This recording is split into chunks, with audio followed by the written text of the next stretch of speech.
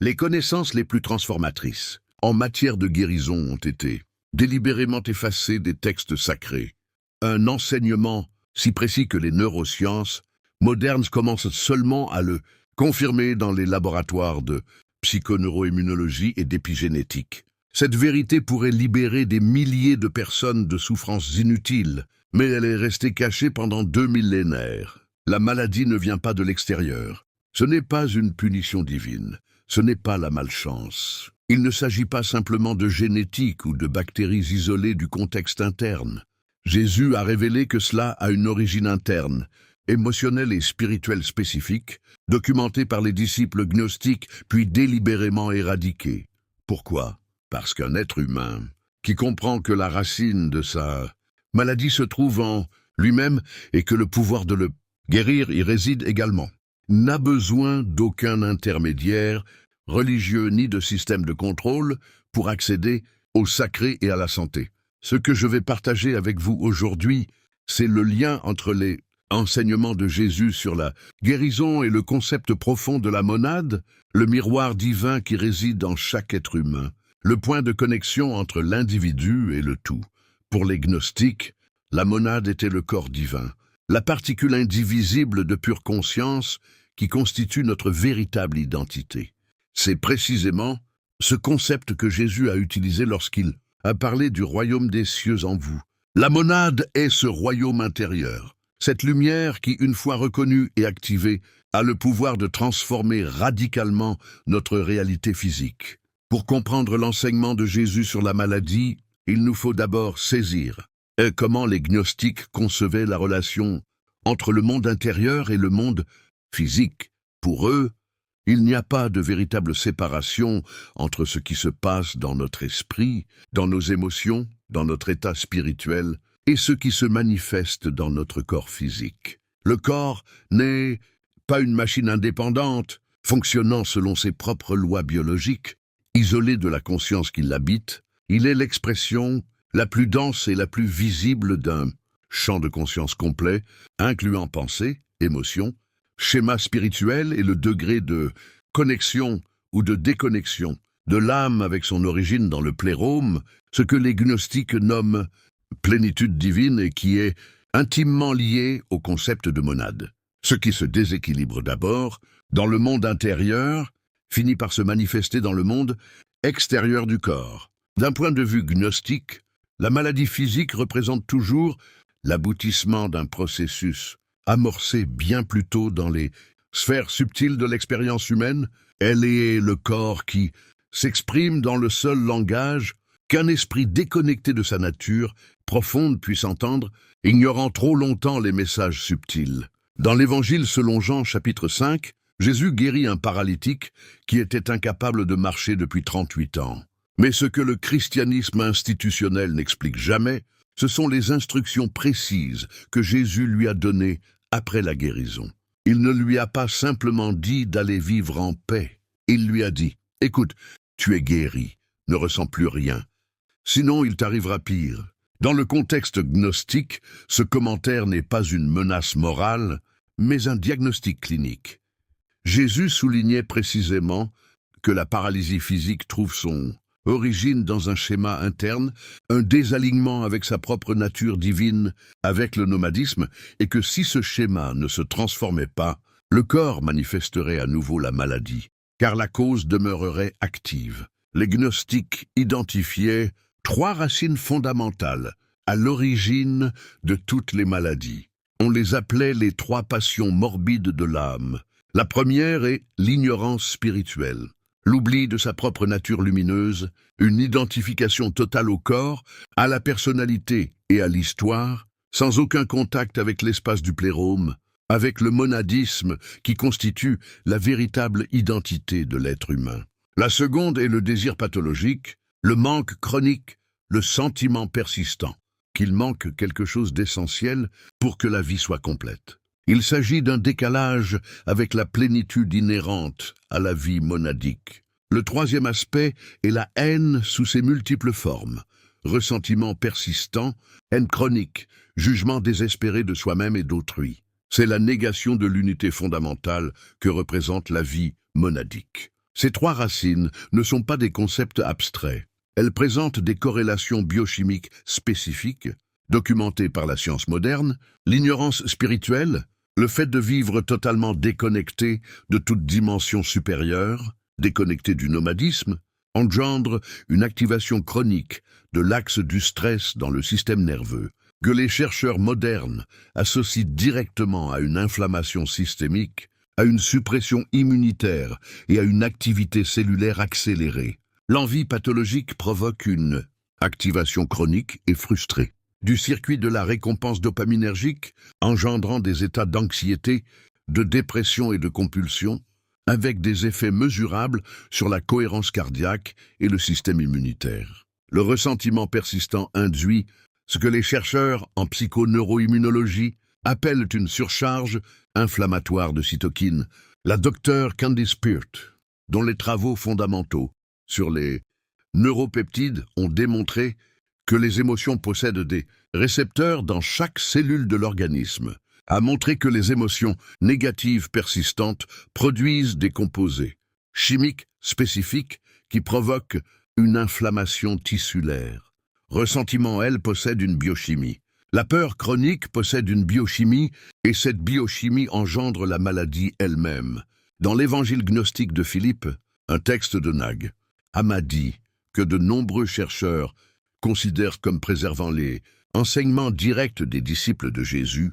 Il est décrit que les paroles de la gnose, la reconnaissance directe de sa propre nature lumineuse, de la monade, ont le pouvoir de déconstruire la maladie à sa source car elle s'attaque au schéma de conscience qui l'a engendré, au lieu de simplement supprimer le symptôme physique qui en est l'expression finale. C'est précisément ce que Jésus a pratiqué lorsqu'il s'est guéri.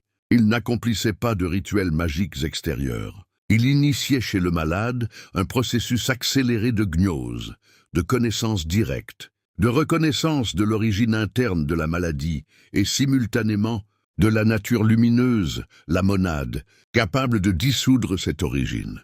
Lorsqu'il disait au malade « ta foi t'a guéri », il ne parlait pas d'une religion passive. Il décrivait l'effet de la gnose active, de la reconnaissance directe et expérimentale de sa propre nature divine, de la monade sur le système nerveux et, par là même, sur le corps physique. La phrase qu'il adresse à Marthe dans l'évangile de Jean, avant de ressusciter Lazare, résume avec justesse tous ses enseignements sur la guérison. Ne t'ai-je pas dit que si tu crois, tu verras la gloire de Dieu? Dans le contexte gnostique, contempler la gloire de Dieu n'est pas un événement extérieur et surnaturel.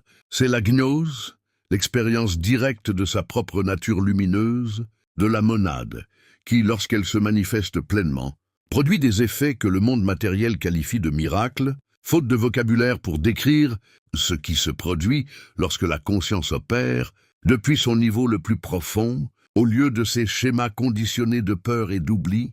Jésus était ce que les gnostiques appelaient un initiateur, un maître qui initiait chez le patient le processus de connaissance de soi, dissolvant le mécanisme interne de la maladie, éveillant la conscience que le pouvoir de guérison ne résidait pas à l'extérieur, mais à l'intérieur, que la sagesse, cachée dont le patient avait besoin, n'était pas une information médicale externe, mais la reconnaissance directe de sa propre nature divine, de sa monade obscurcie par les trois racines de l'ignorance, du désir pathologique et de la haine, source de la maladie. Passons maintenant aux pratiques concrètes du véritable antidote transmis par Jésus en intégrant le concept de monade comme centre de ses pratiques. La première pratique consiste à activer la gnose par la connaissance de soi. Chaque jour pendant votre sommeil, pendant 10 minutes, asseyez-vous en silence et posez-vous la question que les maîtres gnostiques considèrent comme la plus thérapeutique qui soit. Non pas ce qui me donne sommeil, ni quels symptômes je présente, mais qui suis-je au-delà de ce corps? De cette émotion et de cette histoire, concentrez-vous sur la sensation.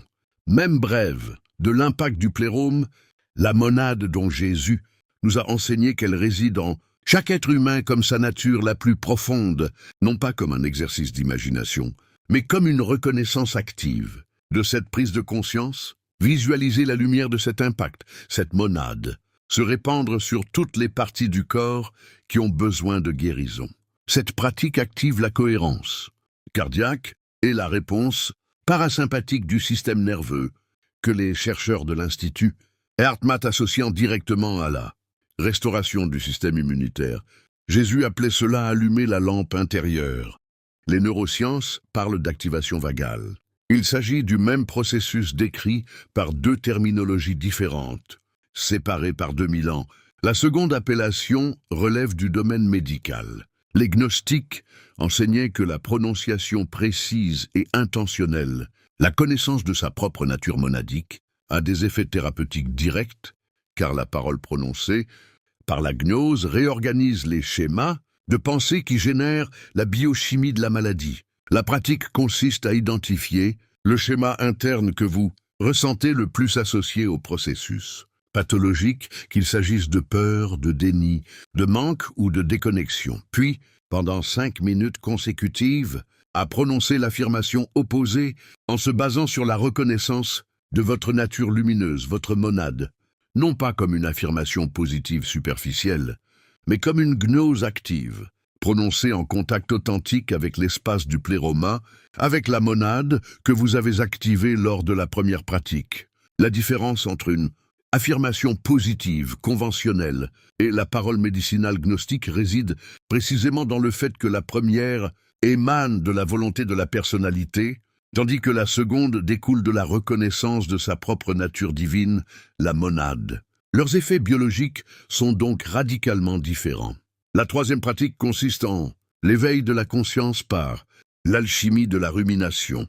La rumination soutenue est le schéma pathologique le plus documenté dans la recherche moderne. Les études menées auprès de personnes ayant survécu à un cancer à long terme montrent systématiquement que le désespoir profond est l'un des facteurs les plus importants associés à l'alchimie. Jésus l'a exprimé clairement lorsqu'il a dit que le pardon libère ceux qui pardonnent. Dans la pratique gnostique, le processus de libération du désespoir ne commence pas par la volonté morale, mais par la connaissance de soi. Tout d'abord, vous identifiez l'origine du revers, la douleur originelle, le moment où vous avez oublié votre nature divine, votre monade, ce qui vous a rendu vulnérable à ce mal. Ensuite, depuis l'espace du plérome de la monade, vous observez la personne ou la situation à l'origine du revers, en reconnaissant que votre propre mal provenait de cet oubli, non pour justifier vos actes, mais pour comprendre votre origine.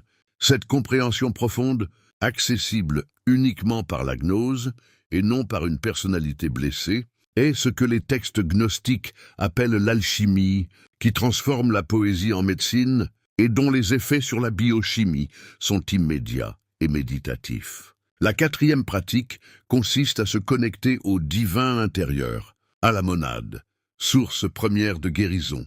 Chaque soir, avant de vous endormir, prenez 5 minutes pour reconnaître que le pouvoir de guérison ne réside pas dans une source extérieure, mais dans la nature lumineuse du plérome. Dans la monade qui vit en vous, portez votre attention au centre de votre tête. Ressentez l'espace, la monade, et de cet espace, adressez une intention simple, sans anxiété, à chaque partie du corps qui a besoin d'être restaurée, non pas comme une supplique à un être extérieur, mais comme l'activation d'une capacité intérieure toujours présente, mais qui, en oubliant sa propre nature divine, la monade, demeure inaccessible. Cette pratique nocturne active les processus de réparation cellulaire qui se produisent naturellement pendant le sommeil, mais qui sont considérablement enrichis lorsque le système nerveux atteint l'état de cohérence induit par la reconnaissance de sa propre nature divine, la monade. Que pouvez-vous attendre de ces pratiques lorsqu'elles sont appliquées avec discipline? Durant les 3 premiers jours, la pratique matinale de Gnosos produira une sensation physique de chaleur et d'expansion au centre de la poitrine, qui est la réponse du système nerveux parasympathique à l'activation du nerf qui parcourt les profondeurs de la conscience. Cette sensation physique n'est pas le fruit de l'imagination, c'est la confirmation biologique que le processus décrit par Jésus est en train de se produire. Durant la première semaine, la parole médicinale engendrera des moments de clarté mentale qui contrastent fortement avec les schémas de pensée habituels à l'origine de la biochimie de la maladie. Le système nerveux apprend un nouveau mode de fonctionnement, celui de la gnose, de la monade, au lieu de l'oublier. Au cours du premier mois, si ces pratiques sont maintenues avec constance, sans fanatisme mais avec une profonde conviction, les effets cessent d'être purement subjectifs. Ils deviennent concrets. Vous constaterez peut-être une meilleure qualité de sommeil, une diminution des tensions physiques persistantes, une réduction des douleurs liées au stress émotionnel accumulé, plus d'énergie disponible durant la journée, une plus grande clarté d'esprit, une sensation de fraîcheur corporelle, comme si un poids s'était enfin dissipé. Cela s'explique par le fait que de nombreuses maladies physiques sont liées à une culpabilité ou à un ressentiment refoulé, un ressentiment accumulé pendant des années, une peur constante, une tension émotionnelle chronique, un sentiment de séparation et d'abandon spirituel. Le corps porte tout cela en silence, jusqu'au moment où l'on cesse d'alimenter ces structures et où l'on commence à libérer ce qui a été retenu si longtemps. L'art de la critique, lorsqu'il est véritablement pratiqué, n'est pas qu'un symbole. Il a des conséquences bien réelles, car une critique approfondie ne se résume pas à une simple émotion négative. C'est une forme d'emprisonnement énergétique, mental et biologique. Quand on abandonne, le corps le ressent. Quand on pardonne, même par étapes, le corps le ressent. Quand on cesse de ressentir chaque jour la même douleur intérieure, le corps commence enfin à sortir de son état de guerre. Et un corps qui sort de la guerre peut enfin se réparer.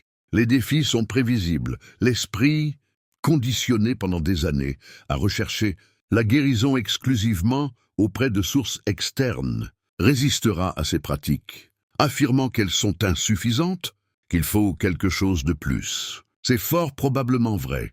Cette résistance est précisément à l'origine de l'ignorance spirituelle que Jésus a identifiée comme la cause première de la maladie, la dépendance. Chronique à l'égard de sources de guérison extérieure comme seule option valable. Conseillez cela et mettez-le en pratique.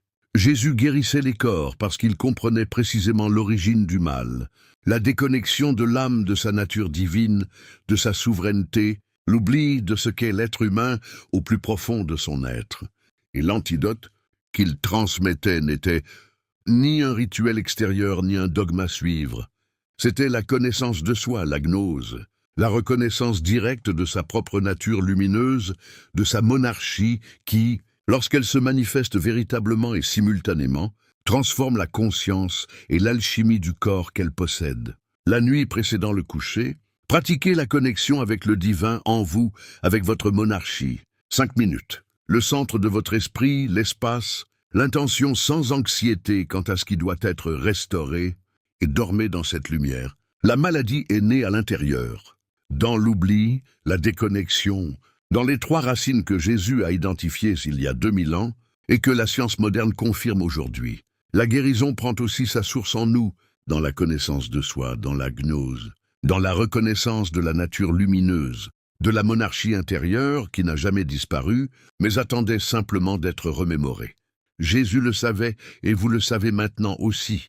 Écrivez en commentaire « Je me connecte à ma monarchie intérieure pour guérir ». Partagez cette vidéo avec une personne malade, car ce que vous venez d'apprendre pourrait bien être la Dimension Curative, dont aucun médecin n'a parlé.